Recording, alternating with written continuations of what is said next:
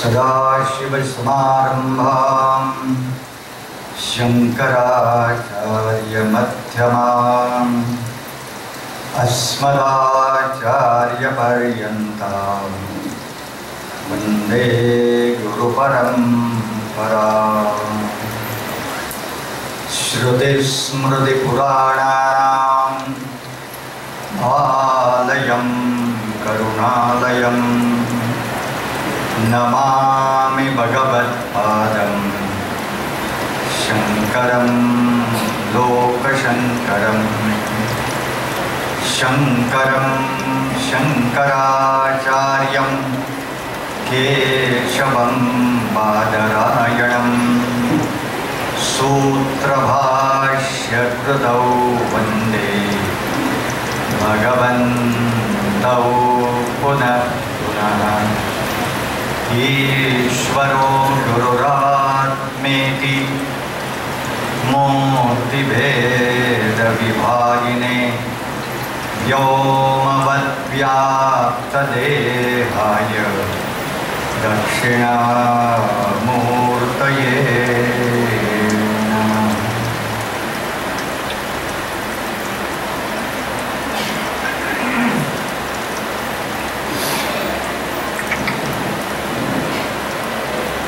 काल आपण पाहत होतो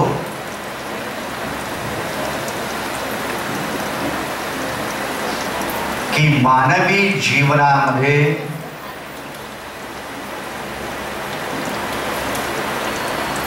प्रत्येक जीवाचं जर कर्तव्य जर असेल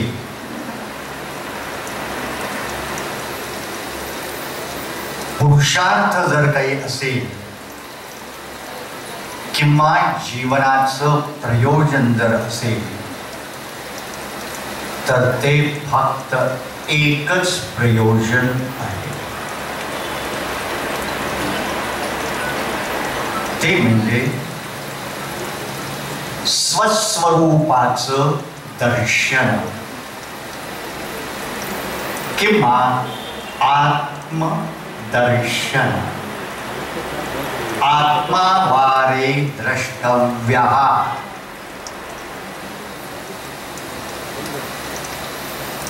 का तर स्वस्वरूपाच्या दर्शनामध्ये जीवाचा असलेला जो संसार जो आहे तो संपूर्णपणानं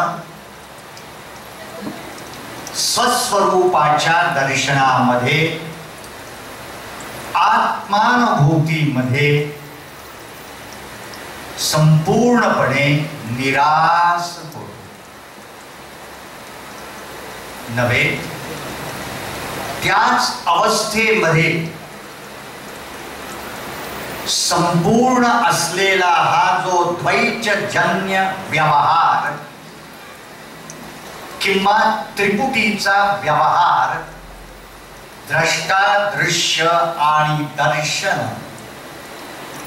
हाही व्यवहार संपूर्णपणे संपतो नव्हे, तिथं अखंडपणानं आपल्या अंतरंगामध्ये उठणारी जी वृत्ती आहे अहम अहम अहम, हा मी आणि त्या मी बरोबरच निर्माण झालेली माझं माझं माझं, की या दोन वृत्ती मी आणि माझं हाही त्या ठिकाणी संपूर्णपणे भाव संपतो नव्हे, संपूर्ण संसाराचं समूळ असलेलं जे कारण ते म्हणजे स्वस्वरूपाचं अज्ञानम, तेही संपूर्णपणे संपतं आणि फक्त एकच वृत्ती राहते आणि ती मी म्हणालो अखंडाकार वृत्ती, म्हणजेच मी कोण चिदानंद रूप शिवोहम शिवोहम। अवस्था प्राप्त होते आणि याच अवस्थेमध्ये जीवाला पूर्णता होते. म्हणून आत्मदर्शन हेच कर्तव्य आहे. पण हे आत्मदर्शन घेताना किंवा जरी इच्छा असली तरी मीला माझं स्वतःच दर्शन घेता येत नाही. दुसऱ्या वस्तूचं दर्शन घेता येतं, माणसांचं दर्शन घेता येतं, वृक्षाचं दर्शन घेता येतं, नवे संपूर्ण विश्वच तुम्हाला दर्शनाला उपलब्ध आहे. पण मीच दर्शन घेता येत नाही. कारण दर्शन घेणाराही मीच आणि ज्याचं दर्शन घ्यायचं तोही मीच. दोन्हीही एकच असल्यामुळं दर्शन होत नाही. आणि त्यासाठी हे दर्शन घेण्यासाठीच काय केलं पाहिजे?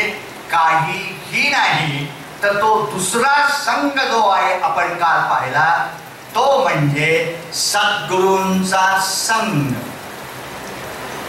की सद्गुरूंचा संघ आवश्यक आहे आणि म्हणूनच सर्व शास्त्र, भगवान नव्हे संपूर्ण परंपरा, जर कोणताही पंथ असू दे, कोणताही मार्ग असू दे, सर्व शास्त्र आणि परंपरा एकच सांगते, तमेव शरणं गच्छ सर्वभावेन भारत. तुकाराम महाराज 12 अभंगामध्ये तुम्ही म्हणता, एकदा मी घेतलेला आहे फार वर्षापूर्वी, आठवत असेल तर, नका करू काही संत संग धरा, पूर्वीचा दोरा उगवेल. काहीही करू नका.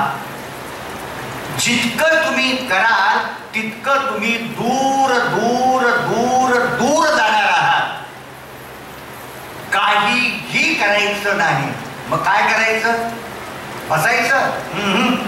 नुसतं बसला तर ठोंब्यागत दगडागत व्हाल.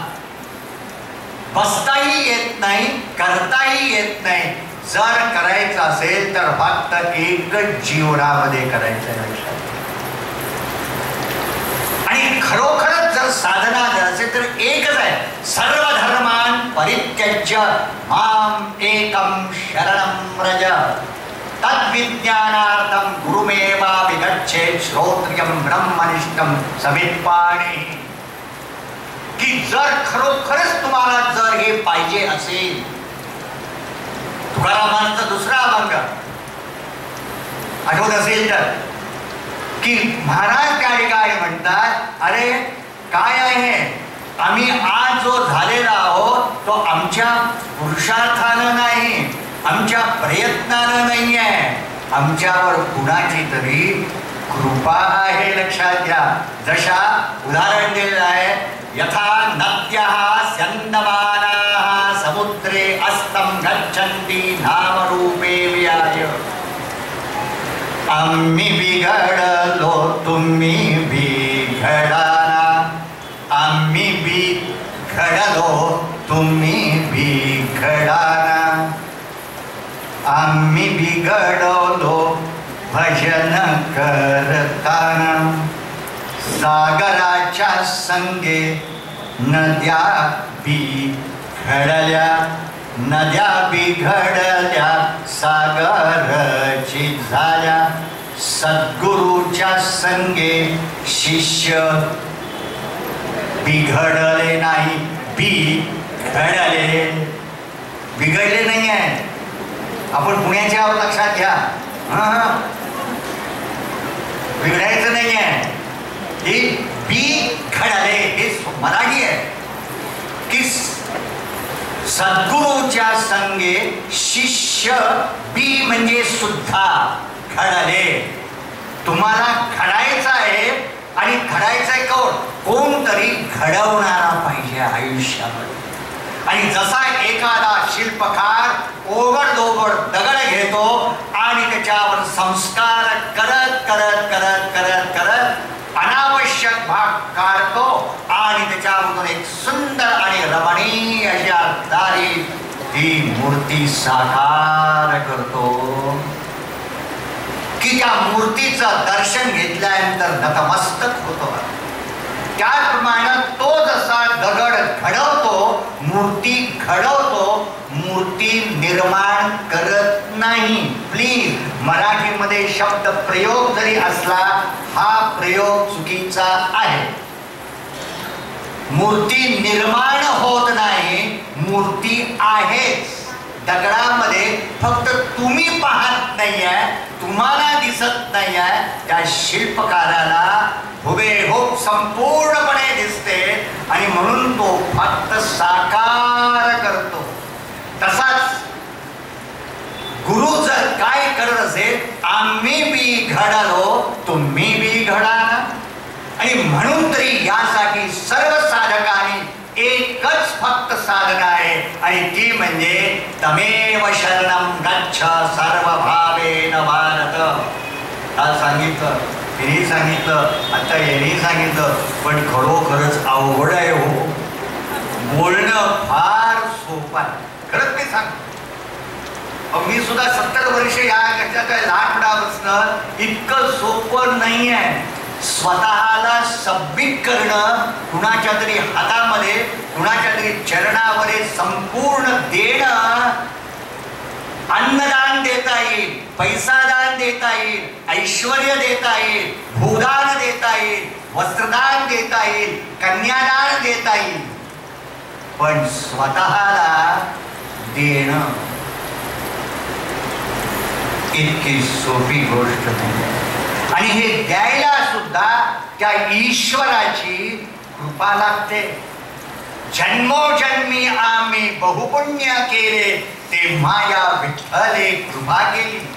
जर परमेश्वराची जर कृपा असेल, जर जन्म जन्मांच्या मध्ये जर कृपा काही हे नाही आहे, कृपा एकच. खायला मिळालं की कृपा नाही आहे, ही फालतू कृपा आहे. की मला स्वतःला सबमिट करायची इच्छा निर्माण होणं, कुणाच्या तरी चरणावर जाऊन लोळणं, गडबडा लोळून समर्पण करणं, हीच खरी जीवनातली अंतिम कृपा आहे. आणि हीच खरी कृपा आहे की याच कृपेमध्ये तुमचा अहंकार आणि ममकार समर्पण होतो. आणि काल मी म्हणालो, त्याच वेळी तुम्ही अंतरंगानं काय होता, मी माझा नाही, मी गुरुमय होतो. हे आपण काल पाहिलं. कारण 24 तास झाले, विसर्ग पाऊस पडला होता, घाण निघून जाते जोरात. मग समर्पण झालो, शरणागती केली आणि मग गुरूंची कृपा. आता गुरूंची कृपा म्हणजे तरी काय हो, ती नंतर हळूहळू पाहणार, पण शेवटची कृपा पहिल्यांदा सांगणार. गुरूंची कृपा, डोक्यावर हात ठेवणं म्हणजे गुरूंची कृपा नाही आहे. काळजीपूर्वक लक्षात घ्या, मी टीका कुणावरही करत नाही, पण नुसती स्वामीजी ठेवा हो डोक्यावर हात, मी ठेवतो.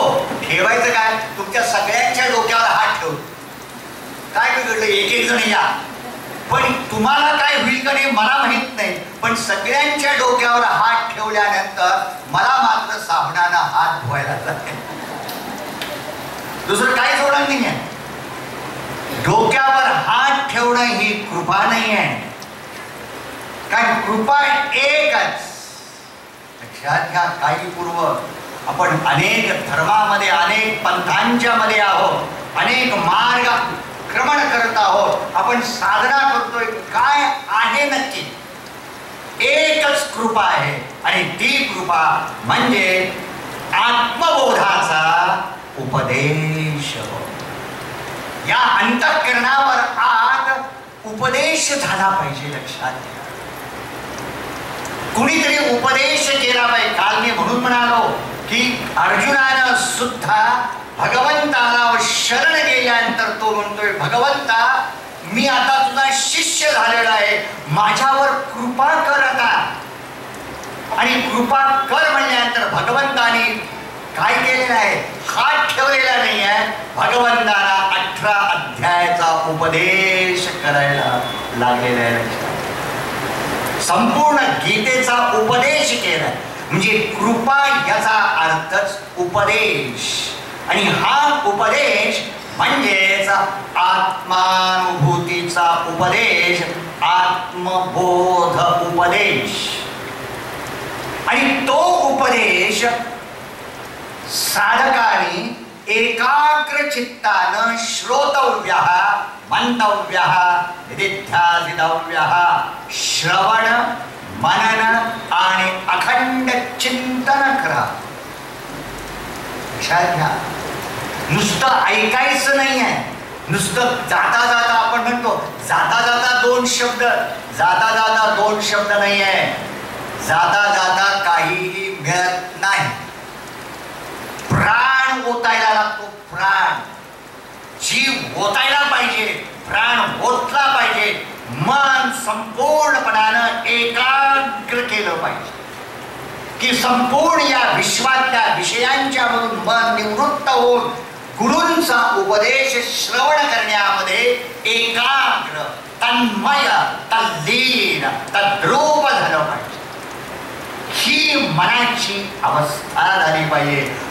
अर्जुनाचं सुद्धा मन भगवंताने गीतेमध्ये जाणे तूष्णीम बभूवः. गीता कुणाला सांगितली? अर्जुनाला सांगितली. पण कोणत्या अर्जुनाला? तूष्णीम बभूवः, की ज्याचं मन तूष्णी, शांत झालेलं आहे, ज्याचं मन सर्व विषयांच्या मधून निवृत्त झालेलं आहे, ज्याच्या मनामधून संपूर्ण महत्वाकांक्षा, आकांक्षा, अपेक्षा सर्व जे काही आहेत मानसिक, व्यावहारिक संपूर्ण गळून पडलेले आहेत आणि फक्त एकच पाहिजे आणि ती म्हणजे आत्मशांती. शांतीचं स्वरूप अनुभवायचं आहे. ही ज्या वेळेला पाहिजे त्याच्या व्यतिरिक्त सर्व कामना, सर्व विचार सर्व गळून पडलेले आहेत. तेच मन अंतर्मुख आणि शांततेनं एकाग्र आणि तन्मय होतं. लक्षात. अशा या एकाग्र मनानं श्रवण, मनन, निधिध्यासना करा. तो विषय आता नेमानं उपदेश केला, मनन केलं, चिंतन केलं तर या उपदेशाचं फळ काय? शिष्याच्या अंतःकरणामध्ये. पुन्हा लक्षात घ्या, सद्गुरु कोण? मी काल सांगितलं, सद्गुरु हे शरीर नाही, इंद्रिय नाही, प्राण नाही, मन नाही, बुद्धी नाही, अहंकार नाही, अज्ञान नाही. सद्गुरु कोण? ज्याच्या अंतःकरणामध्ये ही आत्माकार वृत्ती, अखंडाकार वृत्ती निर्माण झालेली आहे. आणि जे म्हणतात मनोबुद्धी अहंकार चित्तानि नाहं, न च श्रोत्र जिह्वे, न चक्राण नेत्रे, न च व्योम भूमिर्न तेजो न वायुः, चिदानंद रूप शिवोहम शिवोहम.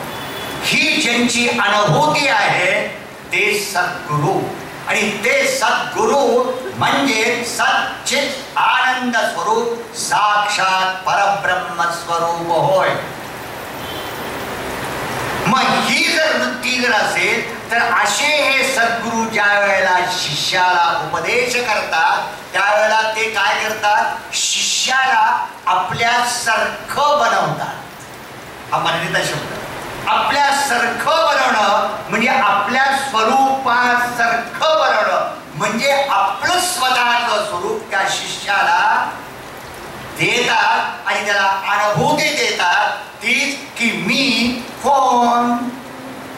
शिष्याला सुद्धा गुरूंचीच अनुभूती आली पाहिजे आणि ती अनुभूती म्हणजे मी चिदानंद रूप शिवोहम शिवोहम. हेच ज्ञानाचं फळ आहे.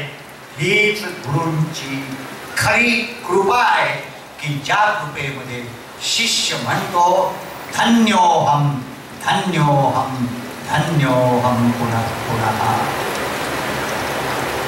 पण एका गुरुचे जरी अनेक शिष्य जरी असले आता विषय पुढचा.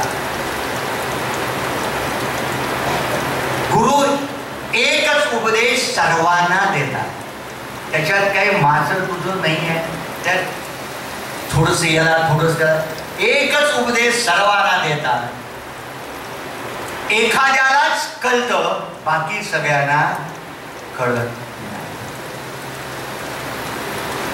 कळतं पण समजत नाही, समजतं पण अनुभवाला येत नाही, आणि अनुभवाला येत नसल्यामुळं नुसतंच वरवरचं ऐकणं एवढंच फक्त राहतं.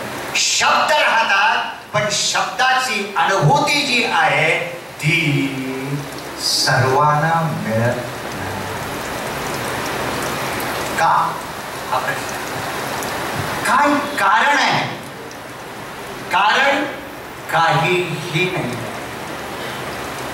परंपरा कारण नाही, शास्त्र कारण नाही, गुरु कारण नाही, उपदेश कारण नाही. ज्या अंतःकरणाला उपदेश दिला जातो त्या शिष्याच्या अंतरंगामध्ये जे ज्ञानाचा उदय व्हायला पाहिजे त्या अंतःकरणामध्ये दोष आहे. लक्षात, आमच्या सर्वांच्या अंतःकरणामध्ये दोष, आणि या दोषांच्यामुळं आम्ही ऐकतो पण काहीही कळत नाही, समजत नाही, उमजत नाही. म्हणून काही गुरुवार पुढे शिकतात. म्हणून शास्त्रामध्ये दोन प्रकारच्या साधना दिलेल्या आहेत. पहिली साधना तर ती साधना आहे अंतरंग साधना. शब्द काळजीपूर्वक समजावून घ्यायचं. आणि दुसरी साधना जी आहे त्याला म्हणलं जातं बहिरंग साधना. एक अंतरंग आणि एक बहिरंग. अंतरंग साधना कोणती? अंतरंग साधना म्हणजे मनाची साधना नाही. अंतरंग साधना म्हणजे याज्ञवल्क्यांच्या श्रुतीप्रमाणे किंवा शास्त्राप्रमाणे श्रोतव्यः, मंतव्यः, निदिध्यासितव्यः. श्रवण, मनन आणि अखंड चिंतन करणं हीच अंतरंग साधना आहे. का बरं? कारण अंतरंग साधना ही अशी साधना आहे की जी डायरेक्ट, शब्द वापरतो, जी डायरेक्ट आत्मस्वरूपावर केंद्रीभूत असलेली साधना. पुन्हा शब्द वापरतो, जी साधना डायरेक्ट आत्मस्वरूपावर केंद्रीभूत असलेली जी साधना आहे ती साधना म्हणजे अंतरंग साधना. की ज्या साधनेचं फळ एकच आहे आणि ती म्हणजे सगळ्यात शेवटी परिसमाप्ती, अखंडाकार आत्माकार वृत्ती निर्माण होऊन अनुभूती. म्हणून ही श्रवण, मनन, निदिध्यासना ही अंतरंग साधना आहे. मग बहिरंग साधना कोणती?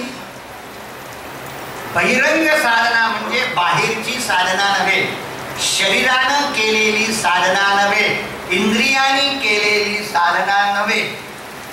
या अंतरंग साधने व्यतिरिक्त ज्या ज्या साधना आहेत काळजीपूर्वक अंतरंग साधनेच्या व्यतिरिक्त म्हणजे श्रवण, मनन आणि निदिध्यासनेच्या व्यतिरिक्त असलेल्या संपूर्ण साधना ज्या आहेत त्या सर्व साधना एकाच शब्दामध्ये आहेत, त्या सर्व बहिरंग साधना आहेत. मग बहिरंग साधनेचा प्रयोजन काय? बहिरंग साधना या डायरेक्ट आत्मस्वरूपावर केंद्रीभूत नाही. काळजीपूर्वक, बहिरंग साधना या डायरेक्ट आत्मस्वरूपावर केंद्रीभूत नाही, तर त्या सर्व साधना या मनावर केंद्रीभूत असलेल्या साधना, त्या सर्व साधना या बहिरंग साधनेमध्ये अंतर्गत आहे. मग या दोन साधना का सांगितल्या? कारण कोणतरी म्हणेल खरोखरच की मी श्रवण मनन निधिध्यासना अखंडपणे करतो आणि आत्मसाक्षात्कार घेतो. नाही, जरी तुम्ही गुरूंच्या जवळ जरी गेला, गुरुना शरण जरी गेला आणि गुरूंच्या मुखामधून श्रवण मननादी जरी साधना जरी केली तरीही पुरेशी नाही आहे. त्याला बहिरंग साधनेची जोड पाहिजे. अन्य साधनेचे सहकारी साधन आवश्यक आहे. कारण श्रवण मनन करण्यासाठी आमचं मन अनुकूल पाहिजे. काल आठवते का बघा, सुरुवात आपण केली सत्संग असत्संग. आता जर आमचं जर मन जर पाहिलं, आमच्या मनाचं जर निरीक्षण जर केलं तर आमच्या अंतरंगामध्ये आत्मस्वरूपा व्यतिरिक्त सर्व वृत्ती आहे, सर्व प्रकारच्या विषयांच्या वृत्ती आहे. आणि सर्व प्रकारच्या विषयांच्या जर वृत्ती जर असतील तर याच विषयांच्या वृत्तीमुळं आमचं मन विषयाभिमुख बहिर्मुख विषयासक्त झालेला आहे.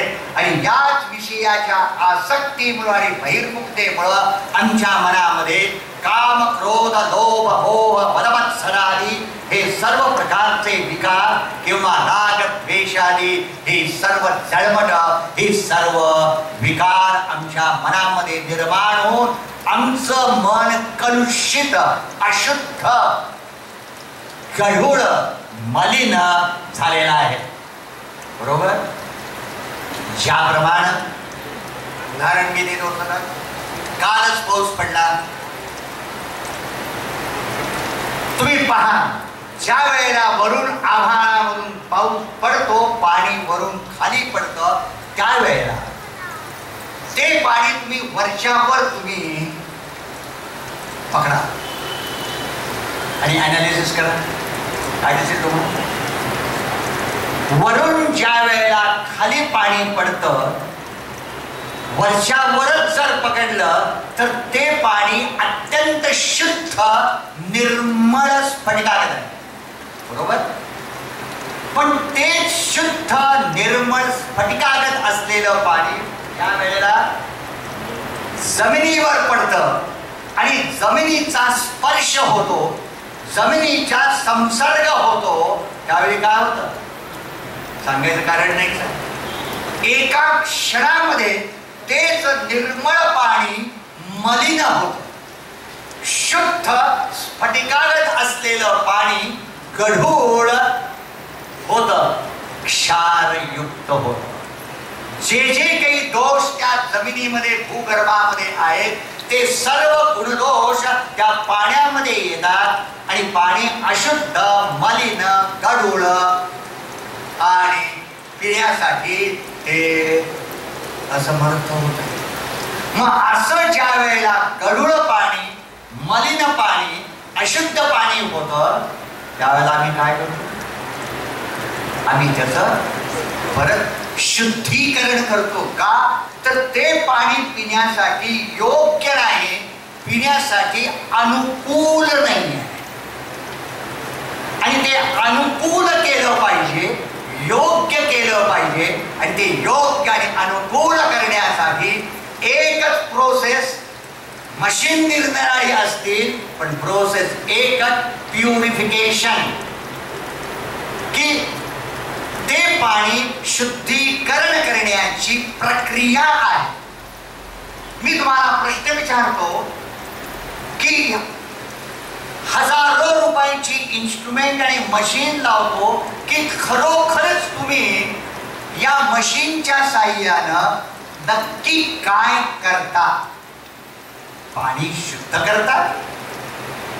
काळजीपूर्वक होय होय म्हणा. पाणी पाणी शुद्ध करत नाही. ती मशीनचं काम शुद्धीकरण नाही आहे.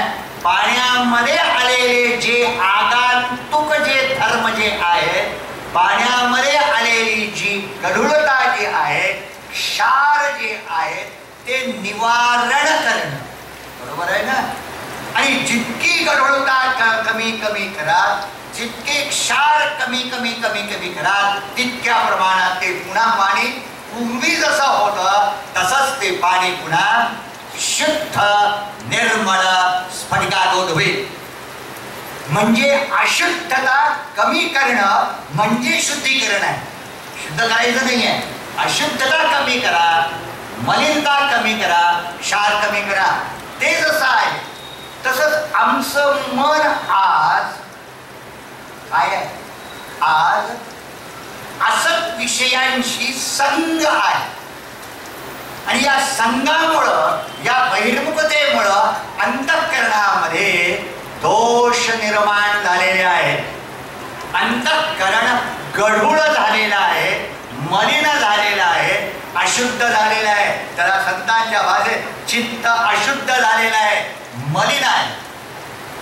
आणि ही जी गढूळता जी आहे, मलिनता जी आहे, हेच दोष आहे.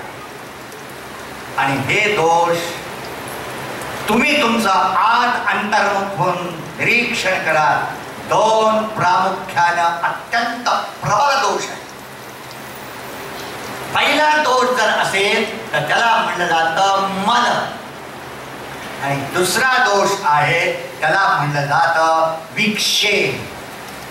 की मल विक्षेप. तिसरा दोष नंतर काल आपण पाहिला, आवरण अज्ञान. की मल आणि विक्षेप हे दोन दोष आमच्या सर्वांच्या मध्ये जन्मतःच. लक्षात घ्या, तुम्ही आणि मी जन्माला आलेलो आहोत आणि जन्मल्याबरोबरच तुम्हालाही मन आणि मलाही मन आहे. ज्या वेळेला मी जन्माला आलो त्याबरोबर मनही आलं आणि ज्या वेळेला मन आलं त्यावेळेला मल आणि विक्षेप हे स्वभावतःच दोष आहे. मग मल म्हणजे मलिनता, अशुद्धता, गढूळता. कोणती मलिनता आत आहे? मन अशुद्ध आहे, अशुद्ध आहे म्हणजे काय एक्झॅक्ट? लक्षात घ्या काळजीपूर्वक. मला सुद्धा हा आठवतोय, मी लहान असताना हे शब्द मला किती त्रास देत होते आयुष्यामध्ये. की आत घाण आहे म्हणतो आपण, आत अशुद्ध आहे. म्हणजे नक्की काय आत आहे? अशुद्धता ही म्हणजे रागद्वेषात्मक अशुद्धता. काल भगवंताचा श्लोक सांगितला, ध्यायतो विषयान् पुंसः संगस्तेषु उपजायते संगात् संजायते कामः कामात् क्रोधो विजायते क्रोधात् भवति सम्मोहः सम्मोहात् स्मृतिविभ्रमः स्मृतिभ्रंशात् बुद्धिनाशः बुद्धिनाशात् प्रणश्यति. ही परंपरा आहे, ही अनर्थ परंपरा. हे दोष निर्माण होणं, राग द्वेष उफाळून बाहेर येणं, नाही का? लक्षात घ्या, आपण इतके शांत असतो, इतके आनंदात असतो आणि एक शब्द असा दुसऱ्याच्या मुखामधून जातो आणि तो एक शब्द बस की तुम्ही एकदम ऑफ. आणि काय रुद्रावतार निर्माण होतो. एका क्षणापूर्वी इतका शांत प्रसन्न धीर गंभीर असलेला आणि एका क्षणाच्या नुसत्या एका डिवचल्यानं फक्त डिवचलंय. एक शब्द वास आहे की आमचा सर्व बॅलन्स जातो आणि इम्बॅलन्स निर्माण होऊन राग निर्माण होतो, द्वेष निर्माण होतो, काम क्रोधादी विकार निर्माण होतात. स्पष्टीकरण जास्ती देत नाही, वेळ नाही. म्हणजे हे सर्व विकार निर्माण होणं, हे सर्व विकार मराठीमध्ये शब्द वापरतो उफाळून बाहेर येणं. आज सगळं आहे. केव्हा येतील, कुठं येतील आणि कोणता येईल काही गॅरंटी नाही. कुठलीच गॅरंटी नाही आहे. लक्षात घ्या. आणि त्यामुळं हे उफाळून येणारे जे विकार जे आहेत, जितकं मन विकार युक्त असेल तितक्या प्रमाणात ते मन अशुद्ध, मलिन आणि गढूळ असेल. जितकं मन गढूळ आणि रागद्वेषात्मक असेल तितक्या प्रमाणात क्षोभ आणि संताप जास्ती असतील. जितक्या प्रमाणात क्षोभ आणि संताप जास्ती तितक्या प्रमाणात काय शांती, समाधान, आनंद, प्रसन्नता कमी कमी कमी कमी कमी कमी नव्हे नाहीच. सकाळी उठल्यापासून आ केल्यापासून रात्री झोपेपर्यंत, पहिल्या चहापासून शेवटच्या चहापर्यंत डोकं जर सारखंच जर तापलेलं असेल, चांगला शब्द आहे, सारखं डोकं तापलं. डोकं तापत नाही आहे, डोक्यातला आतलं जे मन जे आहे ते खळखळणारं आहे, क्षुब्ध आहे, संतप्त आहे, विकारयुक्त आहे. असं जर तुमचं जर मन जर असेल तर कुणाला तुम्हाला शांती मिळेल? इम्पॉसिबल. तुम्ही काहीही करा, कितीही करा, कारण का मन जर विकारयुक्त असेल, रागद्वेषात्मक जर असेल आणि जर ही जर क्षोभ सतत बाहेर येत असतील तर अशा मनामध्ये कधीही शांती, समाधान नाही. आणि म्हणून असं जे मन जे आहे त्याला म्हणतात मलिन मन, चित्त अशुद्धी किंवा त्या ठिकाणी अशुद्ध, मलिन, गढूळ मन. एवढं बस. विक्षेप दुसरा दोष आहे आपल्या मनामध्ये. आत्ता इथंच तुम्ही आहात, आपलं इथलंच उदाहरण घेऊ. सगळे तुम्ही इतके चांगले आहात, खरंच चांगले आहात, महाराजांचे भक्त आहात. अनेक वर्षानुवर्ष येतो, मी आश्रमात सुद्धा सगळ्यांना सांगतो, बसतोय कानानं ऐकतोय, पण कान ऐकतात पण मी मात्र, कळलं ना बरोबर? बस एवढं कळलं की बस, की हित मी आहे, शरीर हित आहे, कान हित आहेत, असं म्हणून मी ऐकतो, पण ऐकूच येत नाही मला. का बरं? कारण त्याच्या माग, कानाच्या माग असलेलं मन हित नाही आहे. कारण अहो 1:20 झाली, आता एक केव्हा संपणार, तिथं भूक लागली आहे, सारखं मन. मी चांगलं उदाहरण घेतो, कितीतरी उदाहरण घेत आहे ते, लक्षात घ्या नाही का, की शरीरानं हित आहे, ऐकतोय, पण ऐकण्यामध्ये मन नाही आहे. माझ्या मनाची तंद्री कुठंतरी दुसऱ्या विषयावर, एका विषयावरून दुसऱ्यावरून तिसऱ्यावरून होत्या अखंडपणाने हे मन भरकटतंय. इतकं भरकटतंय की या भरकटणाऱ्या मनामुळं, वाहणाऱ्या मनामुळं मन कधीही एकाग्र, तन्मय, तल्लीन होत नाही. चंचलम हि मनः कृष्ण प्रभाती बलवदृढम. अरे भगवंता, तू सांगतोच खरं सोपं आहे, आणि सर्व स्वामी सुद्धा तुम्ही प्रश्न डायरेक्ट विचारत नाही अजून कुणाला. अहो स्वामी किती चांगलं सांगता, खूप चांगलं आहे हो, पण आमच्या डोक्यात काहीच जात नाही, आमचं मन सारखं भरकटतंय. लक्षात घ्या, हे जे भरकटणारं मन जे आहे, हे जे चंचल मन जे आहे ते सारखं भरकटतंय. आणि याच एका भरकटणाऱ्या मनामुळं आमची एकाग्रता, तन्मयता, तल्लीनता, हे मन निवृत्त झालं पाहिजे. आणि म्हणून काल मला हे सुद्धा वागतात, सावधान हा शब्द त्यांचा परवलीचा शब्द आहे. सावधान या शब्दाचे अनेक अर्थ आहेत, ते मी सांगत नाही. त्या शब्दाला सुरुवात झाली तुमच्या जीवनाला, सावधान. किती आनंद होता, आणि आता नारायणाय विद्महे.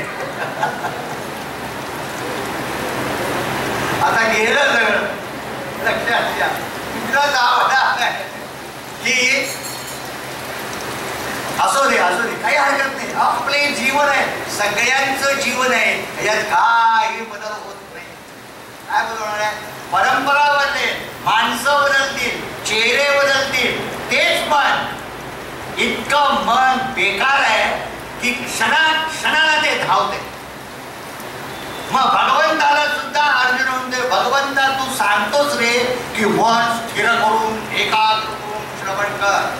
अहो भगवान काय, ज्ञानेश्वरी तुम्ही ऐकली असेल, ज्ञानेश्वरीचं पारायण केलं असेल नाही का. ज्ञानेश्वर महाराज मधी बघा विषय जरा बदलला अध्यायातला की लगेच श्रोत्याला. आता त्यावेळेला 700 वर्षाच्या पूर्वी ज्ञानेश्वर महाराजांच्या समोर किती श्रोते असतील हो सांगा. एक कल्पना असतील का नसतील म्हणजे का नुसते खांब होते कुणाला माहित आहे. एक 4, 5, 10 श्रोते असतील पण त्या आवाहन करतात, श्रोते हो आता सावधान चित्तानं श्रवण करा नाही का. प्रत्येक वेळेला विषय बदलला, प्रत्येक वेळेला अध्याय बदलला की परत ज्ञानेश्वर महाराज सगळ्यांना आवाहन करतायत. कारण का लूज मन झालं, रिलॅक्स मन झालं, यांनी सिद्धाबाईला होशियार, मी इंग्लिश मध्ये शब्द वापरतो होशियार, बी अलर्ट. हा माझा शब्द नाही आहे, होशियार शब्द नाही आहे, भगवान यमराजांचा हा शब्द आहे, माझा नाही आहे. यमराज सगळ्यांना माहित आहे, माहित आहेत का नाही म्हणा, बघितलेत का नाही, माहित आहे. ठीक आहे, बघितले ते चांगलं आहे. त्यांनी आपल्याकडे बघू नये आणि आपण त्याच्याकडे बघू नये, पलीकडे जावं, पलीकडं तिकडं बघावं, आपल्या इथं नको. नाही अजून आपण मरणार नाही, काळजी करू नका, अजून आपण परत भेटू केव्हा तरी, काय भेटणार. तर भगवान यमराजाने सगळ्यात शेवटी आपल्या शिष्याला सुद्धा उपदेश दिलेला आहे. हा शब्द अत्यंत महत्वाचा आहे. नचिकेताला सांगताना भगवान यमराज म्हणतात, खाली जाणार तू आता, मला सगळ्यात शेवट सांग, मला सगळ्या समाजाला मला हे आता सगळं सांगायचं आहे. काय सांगू. अप्रमत्तः भव, हा एक शब्द सांगा. प्रमादम न करूयात, की जीवनामध्ये कधीही प्रमाद करू नये, जीवनामध्ये कधीही लाईटली घेऊ नये. इंग्लिश मध्ये कधीही लाईटली चलता है चलने दो, नंतर बघू. बी अलर्ट, जे कराल ते सावधान चित्तानं करा. जे ऐका ते सावधान चित्तानं ऐका. जे तुम्ही म्हणाल ते सावधान चित्तानं एकाग्र चित्तानं तुम्ही करा. आणि म्हणून हे मन जर चंचल आणि अस्थिर जर असेल तर या मनाला तुम्ही स्थिर एकाग्र करणार कसं.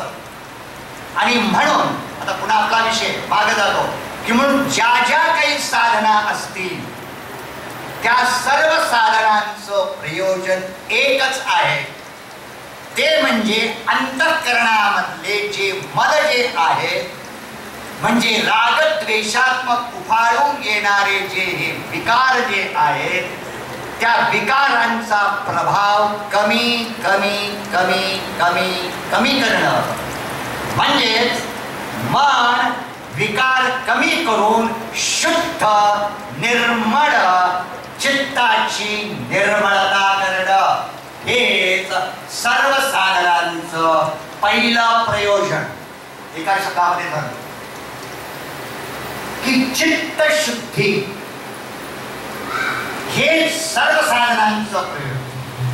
दुसरं जे दुसरा जो दोष म्हणजेच विक्षेप किंवा मनाची चंचलता, या सर्व साधनांचं प्रयोजन दुसरं जर असेल तर भरकटणारं जे मन जे आहे, ज्या मनावर तुम्ही कंट्रोल करू शकत नाही, ज्या मनावर नियमन करणं भयंकर दुरापास्त आहे, इम्पॉसिबल आहे जवळजवळ, की त्या भरकटणाऱ्या मनावर नियमन करणं, भरकटणारं मन या सर्व विषयांच्या मधून निवृत्त करणं, आणि निवृत्त करून काय करणं, अंतर्मुख करणं होय.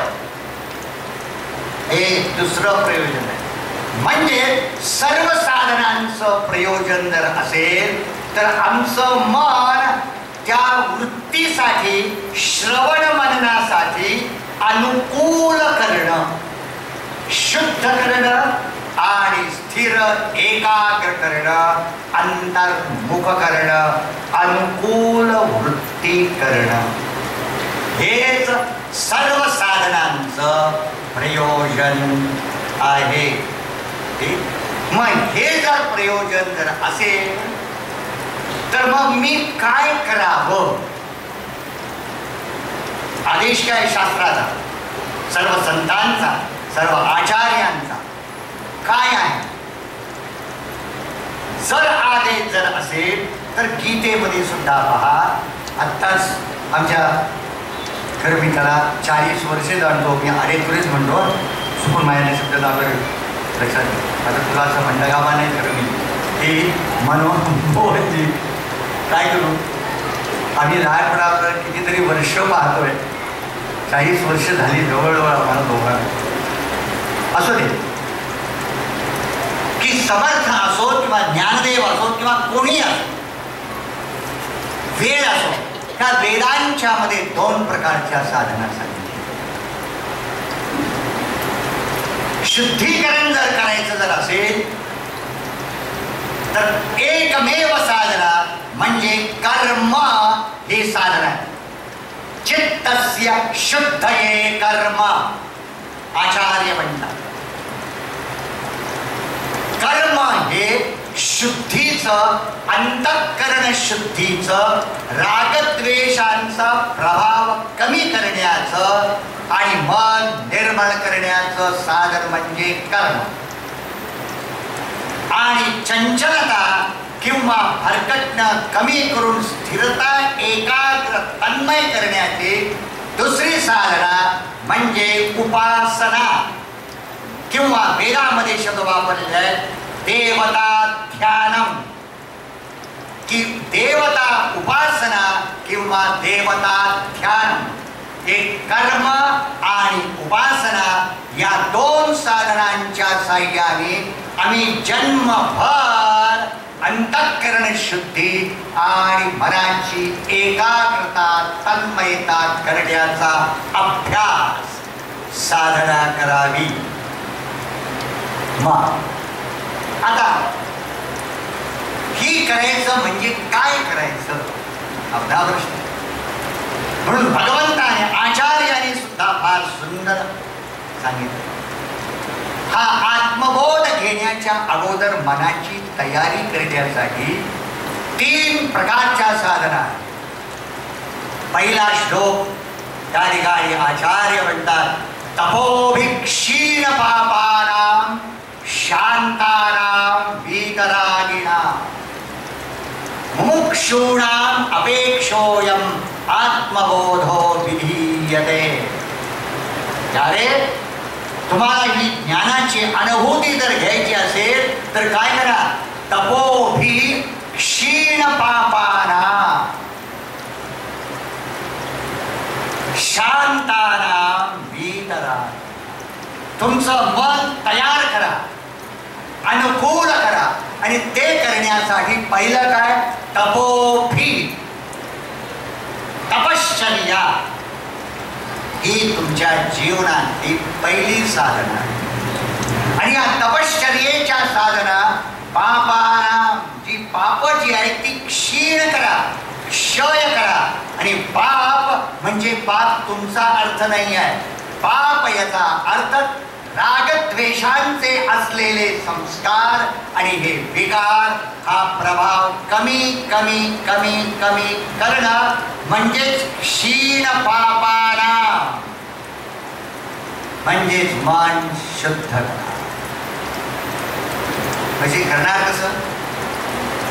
म्हणून जर करायचं असेल तर आचार्य सांगतात पुन्हा कसं करणार.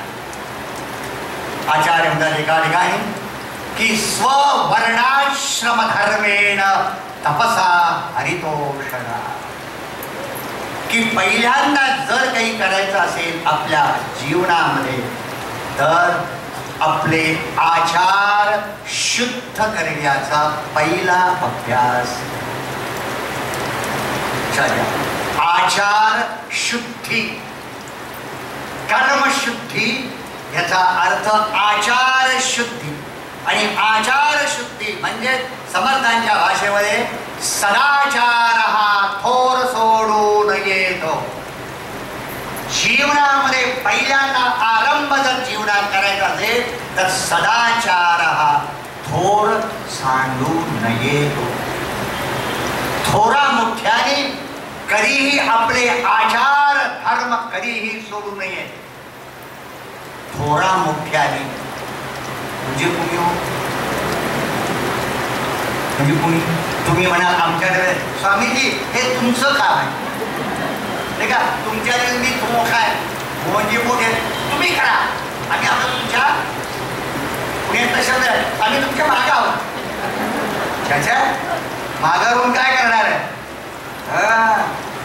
थोर श्रेष्ठ माणूस कोण. खूप गोष्टी आहेत तो शास्त्रामध्ये. आपण सगळे हात झाडतो बघा.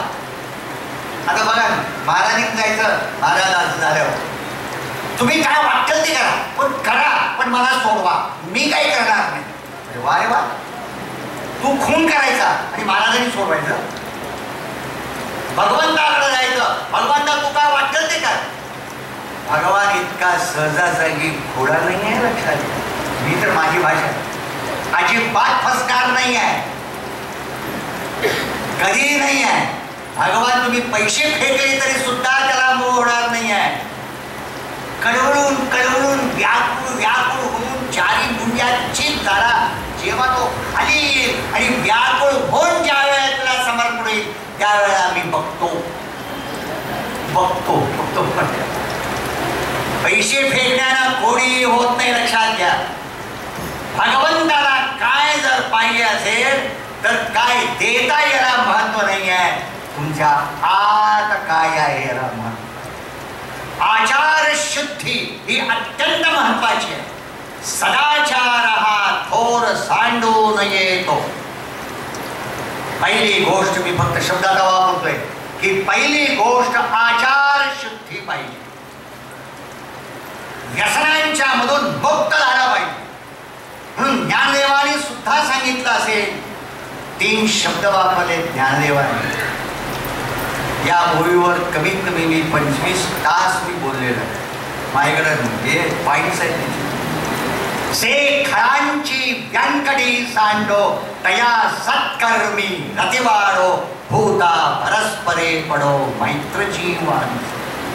ही एक ओवी सगळ्या जगाचा उद्धार करायला साधन. नुसतं पान म्हणायची नाही आहे. लक्षात घ्या.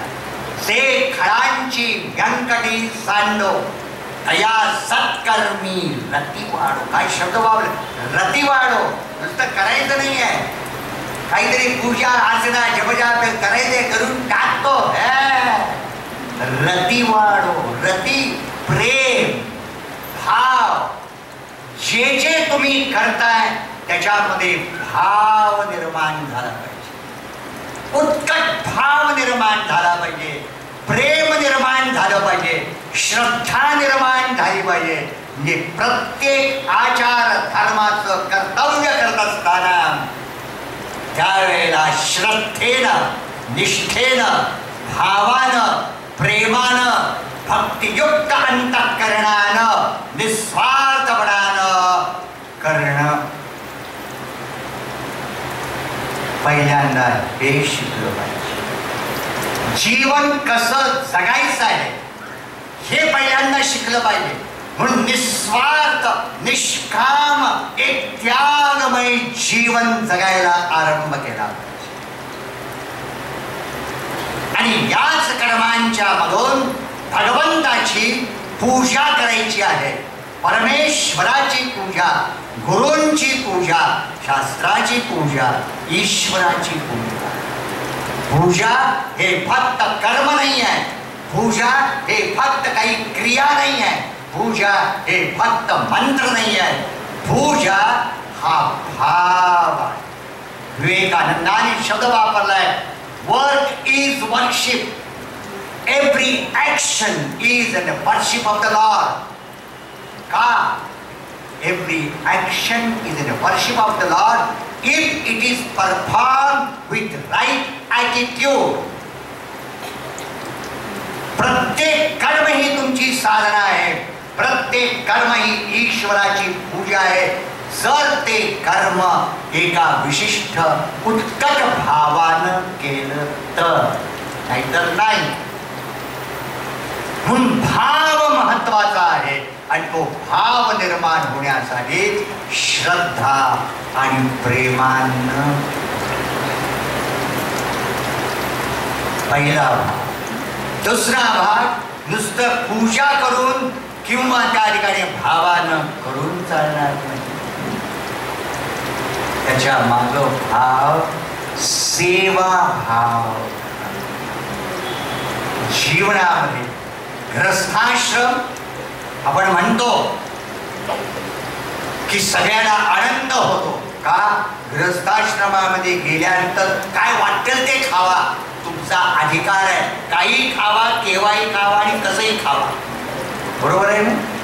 हेच गृहस्थाश्रमाचं लक्षण नंबर 1. आता चहा पिला असेल 15 मिनिटापूर्वी तर नंतर सुद्धा चहा घेणं होत घेतो ना. केव्हाही कधीही भजी खाता येतात, वडापाव खाता येतो, केव्हाही आणि कधीही. बरोबर आहे? काय नाही, बसलं काय करायचं? तुम्हाला माहित आहे काय काय असतं. आणि आता घरात सुद्धा करायला नको आहे. फक्त असं करा, ऑर्डर आहे लगेच इथं गरम गरम तुम्हाला आणून देतो. काय कमाल आहे नुसते. हो, खरोखरच कमाल आहे. डोसा सुद्धा गरम गरम घरात करायला नको आहे, आपोआप तिथे मिळतोय. मला कळलं परवा की डोसा सुद्धा मिळतो. काय मजा आहे नुसती. हे म्हणत नाही आपल्याला की खरोखर खायला पाहिजे असेल तर काय करायला पाहिजे. की सेवा हा धर्म आहे, सेवा हे व्रत आहे. आणि ग्रस्थाश्रमाचं जर व्रत जर असेल तर भोग घेणं हे व्रत नाही आहे, लक्षात घ्या. ग्रस्थाश्रम हा भोगाश्रम नाही आहे, ग्रस्थाश्रम हा सेवा आश्रम आहे. वानप्रस्थाश्रम हा तपस्याश्रम आहे. की आश्रम धर्मामध्ये की तुम्ही नियमित संयमित असं असलेलं त्यागमय जीवन जगायचं. सेवा भाव निर्माण करा. एकमेकांनी एकमेकाची सेवा करत मातृसेवा, पितृसेवा, आचार्य सेवा, अतिथी सेवा. मातृदेवो भव, पितृदेवो भव, आचार्य देवो भव, अतिथि देवो भव. हा सेवा धर्म आहे. आणि हा सेवा धर्म करताना करायचं आहे म्हणून करायचं नाही आहे, उरकून टाकायचं नाही आहे. त्याच्यामध्ये तुमची श्रद्धा, भक्ती, सेवा, नम्रता आवश्यक. आणि हीच खरी पूजा. भगवंताची पूजा करा, भगवंताची सेवा करा. पहिली गोष्ट मनापासून. मगाशी मी आपल्याला सांगत होतो, पण इथंच थांबता येणार नाही आहे. जीवन कसं जगायचं आहे परिशुद्ध. तुमचं मन कसं पाहिजे. मना सज्जना भक्ती पंथे जिला. आरंभालाच समर्थाने उपदेशाला मनाच्या श्लोकाला मनोबोध करताना म्हणले, नंतर केलेला नाही आहे की हे मना, हे चंचल मना, हे मना तू काय कर निदान आता तरी. मना सज्जना भक्तिपंथे जिला. की भक्तीच्या मार्गाला जा. आणि भक्तीचा मार्ग म्हणजेच उपासनेचा मार्ग. भक्ती म्हणजे भजन नुसतं नव्हे, भक्ती म्हणजे संकीर्तन नव्हे, भक्ती म्हणजेच उपासना आहे. ही उपासना कर, सगुणाची उपासना कर. आणि उपासना करताना ही मनानच, मनाच्या साह्यानं, मनाच्या आत अंतरंगामध्ये, की ज्या भगवंताला तू बाहेर पाहतोयस, ज्या भगवंताचं रूप शंख चक्र गदा पद्मधारी बाहेर या मूर्तीमध्ये पाहतोय, तर तीच मूर्ती, तेच रूप तू आत पहा. आठवावे ते रूप. समर्थाने उपदेश दिलेला आहे की अरे आठव, कुणाचं रूप पाहायचं आहे, हे मनानं. म्हणून तरी बघा मराठीमध्ये शब्द वापरलाय नामस्मरण. मी मागे एकदा बोललोय, 12-15 तास बोललोय त्या एवढ्या एका शब्दावर. आपण काय नाम नाम नाम नाम नाम नाम नाम नाम नाम नाम. अरे दूध आलंय, राम राम राम राम राम राम राम राम राम. मोबाईल आलाय, राम राम राम राम राम राम राम राम. ठीक आहे, राम राम आहे काय तेव्हा. ज्यानं माझी भाषा एकच आहे, काहीही होणार नाही. जर माळ जर असेल तर ती माळ शुद्ध होईल, ओढून ओढून निर्मळ होईल, पांढरी स्वच्छ होईल. पण तुमचं मन कधीही शुद्ध होणार नाही. काळजीपूर्वक बघा तुम्ही कसे शुद्ध व्हा. भक्ती, बहिरंगाची भक्ती भगवंताने सुद्धा सांगितलेली नाही आहे, नारद महर्षींनी सुद्धा सांगितलेली नाही आहे, गीतेमध्ये सुद्धा नाही आहे. भक्ती ही अंतरंगाची साधना आहे. भक्ती ही भाव प्रधान असलेली साधना आहे. आणि भाव प्रधान असलेली साधना ही अंतरंगाची आत भाव आहे, बाहेर नाही आहे. शब्दांकित करता येत नाही आहे, दाखवता येत नाही आहे, देता येत नाही आहे. तो प्रत्यक्ष आत अनुभवायचा विषय. आणि म्हणून हा जो भक्तीचा भाव जो आहे तो आत भाव पाहिजे. आणि त्या भक्तीच्या भावानंच भगवंताची उपासना करा. अगोदर पहिल्यांदा आचार, नंतर सेवा संपूर्णपणे करा जन्मभर. आणि करता करता करता नंतर उपासना, देवता ध्यानम. मनानच, मनाच्या आत अंतरंगामध्ये ही साधना आहे. आणि ही साधना, उपासना 3 प्रकारची उपासना आहे. एक नाम उपासना, दुसरी रूप उपासना आणि तिसरी गुण उपासना. शास्त्राप्रमाणे वेळ नाही आहे. नाम उपासना, नामस्मरण. रूप उपासना, शंख चक्र गदा पद्मधारी. जसं बाहेर रूप पाहतो तसं आत रूप बघा. जन्मभर आम्ही पूजा करतो नाही का, आणि डोळे झाका आणि ते रूप तुम्ही तुमच्या मनामध्ये आठवावं. कधी येतं का? नाही. बाहेरचं रूप दिसते, पण बाहेरचं 30 वर्ष पाहतोय, डोळे तर काही येत नाही. दुसरी रूप येतात, ती कोणती तुम्हाला माहित आहे, पण रामाचं येत नाही आहे. आम्ही म्हणतो खूप, पण रामाचं रूप येत नाही आहे. कोदंडधारी राम दिसत नाही आहे, तो लोकल राम दिसतोय. तो कोण तुम्हाला माहित कोण असेल? की मनानच, मनाच्या आत त्या भगवंताचं रूप पाहणं आणि ते अनुभवणं आणि त्याचं स्मरण करणं. एकाग्र चित्तानं, शांत चित्तानं, स्थिर मनानं तरी करा. मनापासून करा. तुम्ही करताय सगळे, पण मशीन सारखं करू नका, मेकॅनिकल करू नका, की करायचंय म्हणून करू नका, 10 माळा करून टाकू नका. मनानं, मनापासून एक माळ होऊ दे बस आहे. पण ती एक माळ इतक्या तन्मयतेनं प्राण ओतून केला पाहिजे, इतकं मन त्यात एकाग्र झालं पाहिजे की विश्वाचं भान, विषयांचं भान, शरीराचं भान सगळं भान विसरून त्या नाम साधनेमध्ये तल्लीन व्हावं. त्या रूप साधनेमध्ये भगवंताच्या त्या रूपामध्ये थाय थाय थाय थाय नाचावं. विठ्ठल विठ्ठल विठ्ठल विठ्ठल विठ्ठल हा नुसता शब्द नाही आहे, तो विठ्ठल हा शब्द ते भान विसरलं पाहिजे, विश्वाचं भान विसरलं पाहिजे इतकं की बस त्याच्यामध्येच एक रूप. ही अवस्था म्हणजे उपासना आहे, ही अवस्था म्हणजेच ध्यान आहे, हीच उपासना म्हणजेच भक्तीचा अंतरंगामध्ये झालेला हा परमोच्चचा असलेला उत्कट भाव आहे.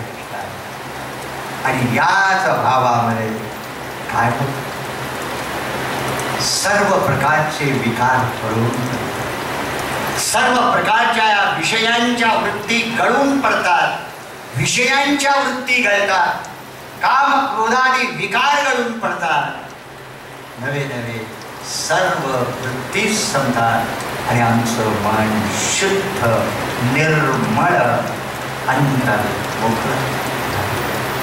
जे मन राग द्वेष विकार रहित होतं, जे मन आसक्ती रहित होतं, जे मन त्या ठिकाणी अंतर्मुख होतं, तेच मन शांत आणि प्रसन्न. महाराज त्या ठिकाणी मन करारे प्रसन्न सर्व सिद्धींचे कारण. जर काही करायचं असेल तर काहीही करायचं नाही आहे.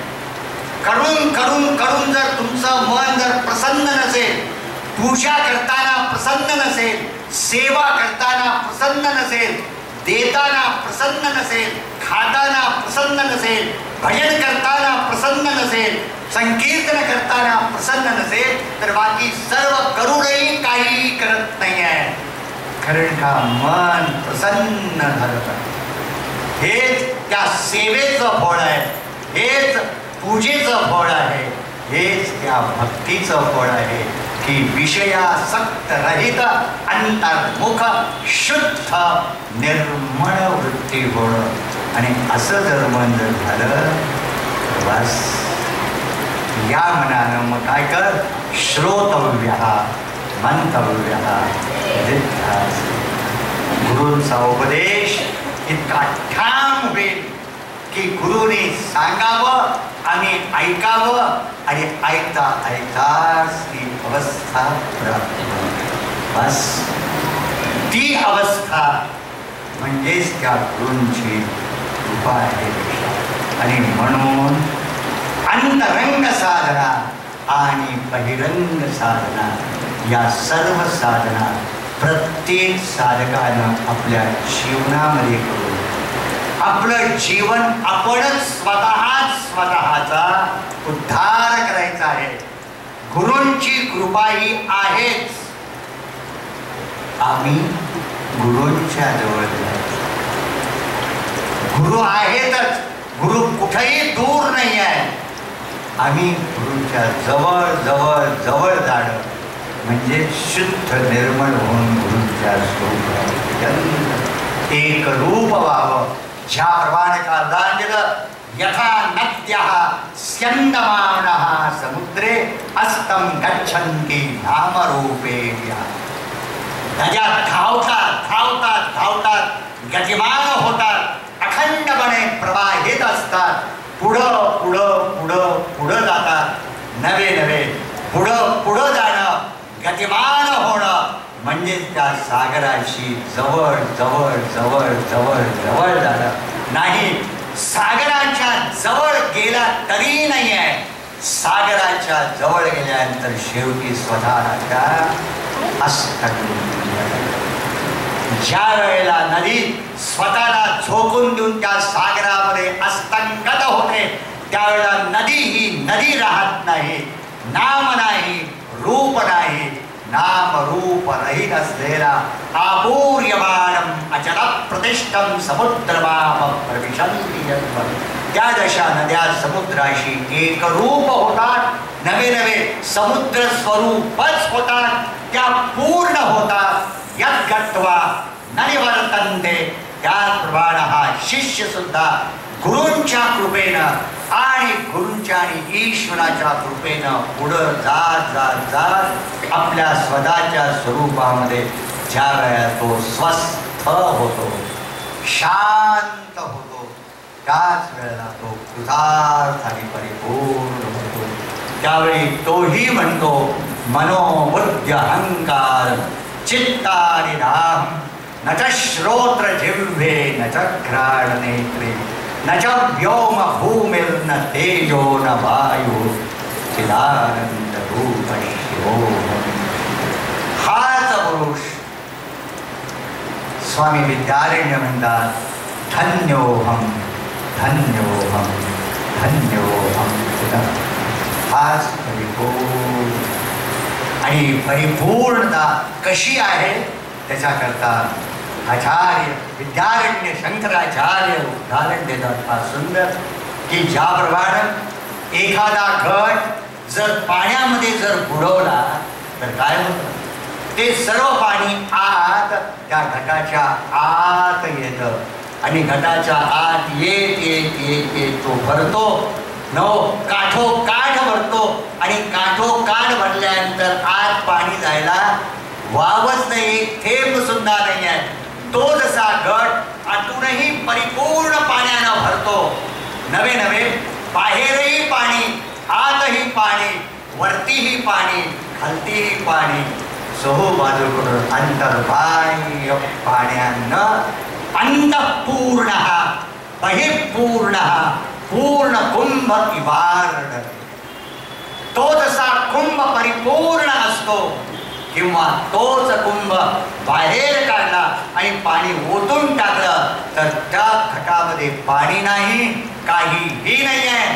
तुम्ही म्हणाल काहीही नाही आहे, पण आत आहे ते म्हणजे आकाश.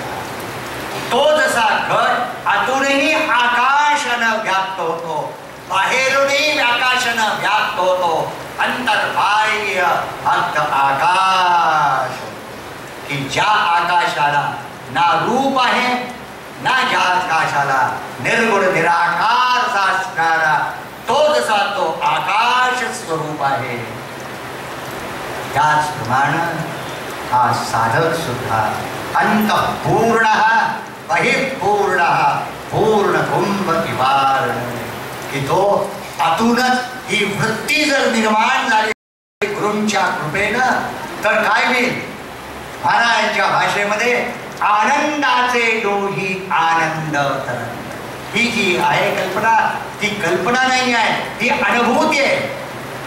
डोह वापरलाय, पूर्वीच्या डोहाला खाली तळ दिसत नसतो आपल्याला, तो जसा खोल खोल खोल असतो तसाच आत याच्यामध्ये काय आहे, आज संपूर्णपणे वृत्ती आहे आणि त्या वृत्तीच्या आत फक्त आनंद आनंद आनंद आहे. आतही आनंद, बाहेरही आनंद, वरतीही आनंद, खालतीही आनंद. ती वृत्ती आनंदानं परिपूर्ण. आचार्य म्हणतात योगरतो वा भोगरतो वा संगरतो वा संगविहीना यस्य ब्रह्मणि रमते चित्तम नंदति नंदति नंदत्येव. खरा जर आनंद असेल तो एकच पंच आहे या जीवनामध्ये, या विश्वामध्ये, की जो स्वतःचं स्वरूप जो जाणतो तोच आनंद स्वरूप आहे, तोच आनंद आहे. जिथं जिथं जातो तो आनंद हे त्याच्या जीवनाचं सार. नवे नवे ज्या वेळेला हे अंतःकरण रित व्हायला लागतं, अंतःकरण रित होणं म्हणजेच अंतःकरणातल्या वृत्ती गळून पडणं.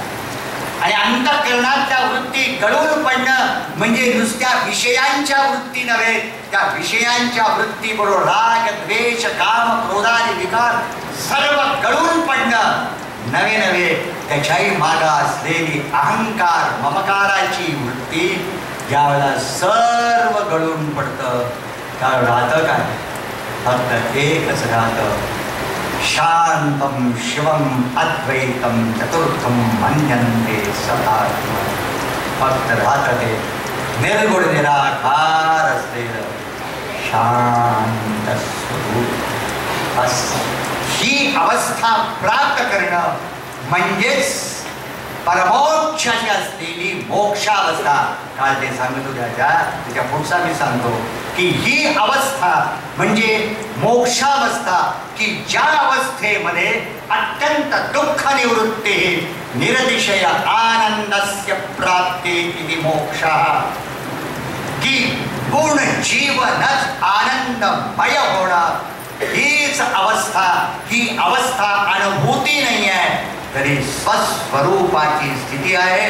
चालता बोलता उठता फिरता स्पर्श करताना कुठेही जा कुठेही या फक्त राहतो तो आनंद.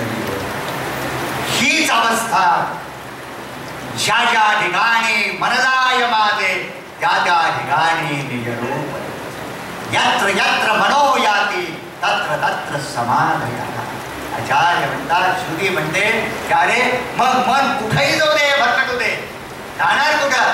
मन कुठेही जात नाही आहे. जिथं आहे तिथंच आहे.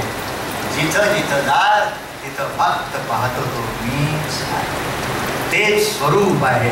आणि असं ज्यावेळेला ते स्वरूप प्राप्त करणं हीच सहजावस्था आहे. हीच समाधी अवस्था आहे.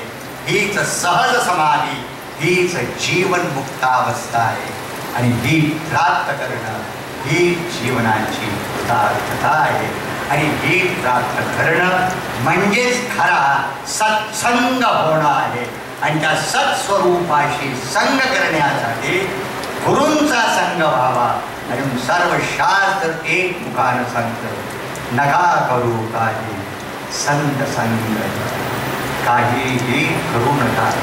आयुष्य संपायला लागलेलं आहे. फार थोडं आयुष्य राहिले. किती गेले तुम्हाला माहीत आहे, किती राहिले माहीत नाही आहे. केव्हाही मरायला तयार आहे. मरण केव्हाही.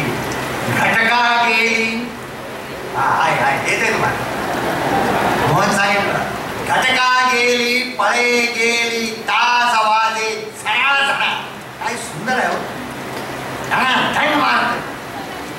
आयुष्याचा नाश होतो रामकार्य म्हणाला. नाथ म्हणतात, कर जोडून विनवितो तुम्हा, नका करू संसार श्रम, नका गुंतू विषय कामा, तुम्ही आठवा मधुसूदना रे, तुम्ही वासुदेव वासुदेव म्हणारे, तुम्ही वासुदेव वासुदेव म्हणा. कर जोडून विनवितो तुम्हा. हेच सर्व शास्त्राचं आणि संघाचं फळ. परमेश्वरानं तुम्हा सर्वांना ते फळ द्यावं. त्यानं आयुष्यामध्ये सद्गुरूंच्या कृपेनं, त्या ईश्वराच्या कृपेनं एक झलक तरी आयुष्यामध्ये मिळाली पाहिजे, की खरोखरच एक निष्ठा आणि श्रद्धेनं त्या परमेश्वराकडे जा. बाकी सगळं सुटलं तर चालेल आयुष्यामध्ये, पण परमेश्वराला कधीही सोडू नका. सर्व माणसं गेली तरी हरकत नाही, चालेल. सर्व ऐश्वर गेलं तरी हरकत नाही, चालेल.